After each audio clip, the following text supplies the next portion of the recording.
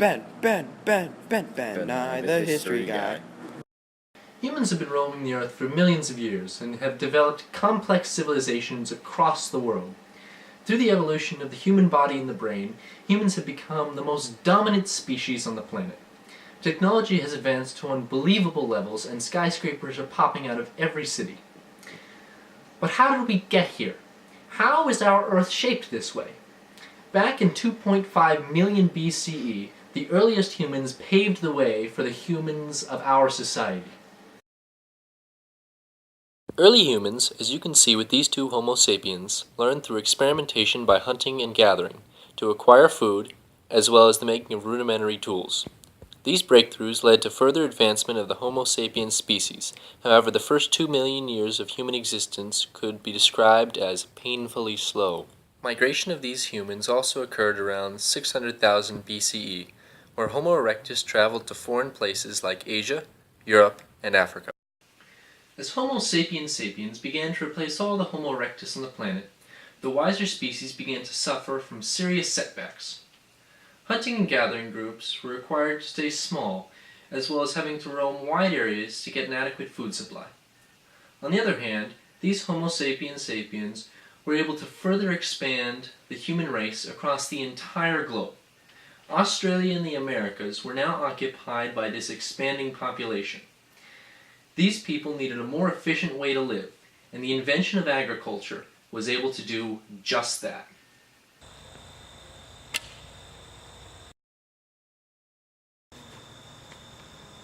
All this working and never get anything out of it. You're doing it all wrong. Well, what are you doing? Agriculture. You get a surplus of food for half the work. Can I do it? Yeah. It's an easy thing to do. Get with the time, man. Here, have a carrot. You know, agriculture does taste pretty good. Now here's a fun fact. The practice of farming originated in Western Asia near the time of 10,000 BCE due to how fertile the area was. Agriculture began to rapidly spread across the world, with Western Asia being the epicenter of this transition. Labor could now be used for things other than just hunting and gathering food. Cities and towns began to rise across the globe in time, and many advancements such as metalworking were made. Actually, let's check into Çatalhöyük to see the progress that they are making right now. Man, these stone tools are so cool. Loser. Excuse me, what was that? Well, stone tools aren't even close to the superior tool. I mean, my copper tools can do anything better than your stone. Maybe I should get myself some copper. You better. I mean, I've even heard of this bronze that's supposed to be better than copper. Really? I should get myself some metal then. Yeah. Well, they seem to be progressing at an exponential rate.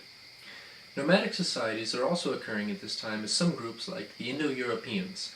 They are characterized as fierce barbarians and are shaping new dynasties and growing civilizations through the battles between them. And now it's time for our weekly Nye Note. This week we have a letter from Neolithic. Neo writes, "Dear Mr. Nye, where was the first civilization?" Well, Neo, that's one great question.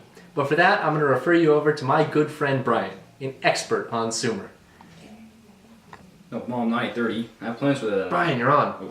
Oh. Thanks, Ben. Brian, camera one. Oh. Sumer is a fascinating place. It's made up of these city-states in Mesopotamia, and it started all around 3500 BCE. See, it's the first civilization because it's the first society to actually have all the factors of a civilization. This includes advanced technology, specialization of labor, writing systems, cities, even complex institutions. The Sumerians were truly special. Intern, more tea. Since it seems Brian needs some tea, we'll head over to Macho Mike. History is so fun! You wanna know who I like? Hammurabi. That guy told it how it was. Except for the treatment of women he coded into law. That wasn't fun history. But come on! An eye for an eye? That is hardcore! Wait, Brian, that's my tea! Hey, give me your eye! Time for a pop quiz. Which civilization was the first in the Americas? Is it A, Mayans, B, Olmecs, C, Incas, or D, Aztecs? The answer when we come back. Every project must start somewhere. Take these Egyptians here starting to build their pyramid for the pharaoh. Partnered with Lowe's, their pyramid can be finished quick and inexpensive. Let your home project be just as simple. Lowe's. Let's build something together. What civilization came first in the Americas? The answer was B, the Olmecs. Olmecs lived in the coastal area of what is now the Gulf of Mexico and began in 1500 BCE and declined around 800 BCE. Another of the first 4 river valley civilizations was India. A key part in the Indian civilization was its trade connections across the river, especially that of Mesopotamia. Hello, I'm from Mesopotamia. Where are you from? I'm from Harappa, the Indus Valley civilization. Say, do you happen to have any bronze tools on you? Depends. What do you have? Well, I have this cotton cloth here. Well, unfortunately, I only have a sword. Well, I'm sorry, but back in Harappa, we don't use any weapons. Unfortunately, I have nothing else to offer you. Good day. Likewise. Lastly, let's talk about the Chinese civilization. An idea called the Mandate of Heaven was a driving factor behind the changing of dynasties throughout that time. I imagine it went something sort of like this. The Shang dynasty rules the land. Actually, I just got a text from heaven. It's my turn now. That's nonsense. No, it's this new thing called the Mandate of Heaven. Really? Yeah. Dang. Sorry, man.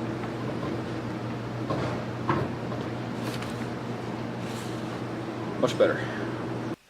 During the decline of the River Valley civilizations, the Jewish people established a religion known as Judaism. Judaism was an extremely important religion because it was the first monotheistic religion, meaning they believed in only one God, rather than multiple gods like a polytheistic religion. Judaism led to similar beliefs in both Christianity and Islam, with all 3 religions still being major religions in today's modern world. After the River Valley civilizations came the classical civilizations. Mainly, we're going to focus on China, basically the Qin and Han dynasties during this time period. Both of them were very significant. So first, let's see how Qin Shi Huangdi ran the Qin dynasty. Our military must be stronger. Our military must prevail over all others. Our dynasty must block out all intruders.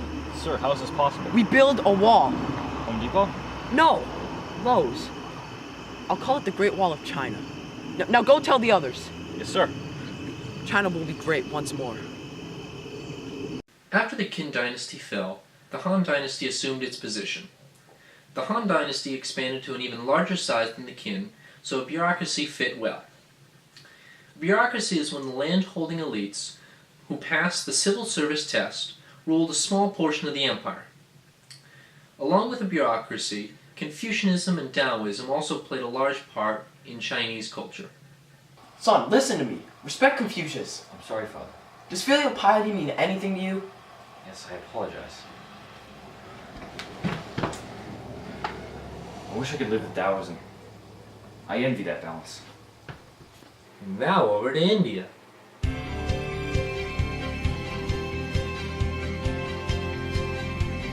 This is Jeopardy! Welcome to Jeopardy with your host, Ben Nye. Tonight on Jeopardy we have Macho Mike. Yeah! And John Smith. Hola, mi amigos. Alright, ready for your first question? Which classical Indian dynasty came first?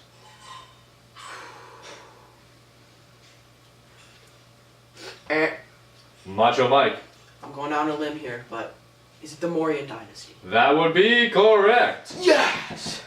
Next question. Who invaded the Gupta Empire? And John Smith. would it be the Huns? That would be correct. Next question. Who invaded Spain in the 8th century? Macho Mike. Would that be the Moors? I'm sorry, but the correct answer would be the Moops. The Moop? What is the Moops? Sorry, that's what the card says. Moving on. Oh my god. What was the lowest class in the Indian caste system? And John Smith. what are the Untouchables? That would be correct. Next question. What was the Indian point of life? Oh, Macho Mike. to see Nirvana in concert. I'm sorry, that's incorrect. John Smith. To see Pink Floyd in concert? I'm sorry, that is also incorrect. The correct answer would be to fulfill their dharma. Last question. We got John Smith in the lead here. We got Macho Mike one behind. You can still win this, Macho Mike. Who was the Buddha? And John Smith. your mother, Nye. No, that's not it. Eh. Macho Mike. Is it Siddhartha Gautama? That is correct. Yeah! We end the first round with Macho Mike and John Smith tied at 2-2. The Peloponnesian Wars were fought between Athens and Sparta. Athens had already defeated the Persian army, led by Darius and Xerxes. The fights in the wars were hard fought, almost like this.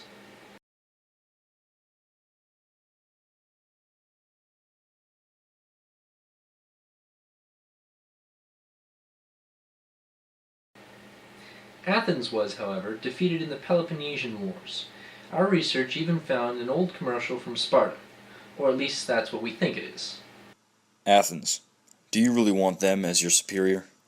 We are being controlled by democratic goody-two-shoes.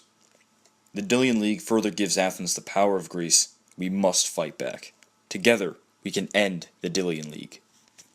Greece and Rome were both powerful and innovative forces in the Mediterranean. Athens, with Pericles, created the first democracy and the Delian League. Also, Aristotle, Plato, and Socrates contributed to Greek philosophy. Rome, on the other hand, started with the Roman Republic, which later turned into the Roman Empire, with Augustus Caesar being the first official emperor. The Roman Empire later grew into being one of the biggest global powerhouses. The wars against the Goths are going as planned. Tomorrow, the Roman Republic will end. I, Julius Caesar, will take the city of Rome. Hoorah! Hoorah! Julius Caesar is threatening our republic. What is he threatening to do? He plans to take the city of Rome. Shall I ready the legions? At once. We must fight back. Indeed we shall. The next day. My fellow citizens of Rome, I plan to lead you to a new golden age. The Senate has fled and has allowed me, Julius Caesar, to now dictate over this once great city.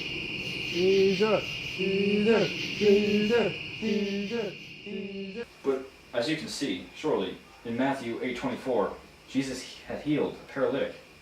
Is that of Christianity? Well, of course. It is the legacy of the one true God. Yes, and Diocletian has clearly stated that Christianity is not a good religion, but as our empire crumbles beneath our feet, I don't know whether or not to convert. But you must understand. It's hard to do that if the Romans are knocking on my door, persecuting Christians that I may be. I fear my safety if I were to do that to Romans. Who is it? It's the Romans looking for Christians. Go! Go! Out here in Japan, Shintoism's our main religion. It's our only religion, and we like it that way. In Japan, are you isolated too? Yeah, man, the Pacific's pretty lonely. Yeah, nobody comes here anymore. It's kind of lonely. I mean, we don't have many friends. We don't have any friends. So how did your civilization decline, Michael? Well, Han China declined with a series of things, one of which being internal weakness. It started off with the peasants starting to revolt. They were led by a group called the Yellow Turbans, and also the bureaucrats of Han China became very greedy for power, which they started competing, and the entire bureaucracy just fell. How did yours decline? Well, mine was a lot less drastic than that. In Gupta India, it was more so that there was like a decentralized ruling. And the problem with that is there were a lot of Hun invasions, so it was very difficult to react to the Hun invasions with all that decentralized rule. What about you, Brian? It was actually kind of similar to yours, you see. But before the Hun invasions happened, really, there was a lot of problems kind of occurred all at the same time. You see, a series of plagues swept through all of Rome, so that lessened the numbers, and so there was a lot of difficulties trying to find people to take up all the labor spots that just passed. There were a lot of political disputes about who should be emperor and where the emperor should even rule. That's why Western and Eastern Rome started.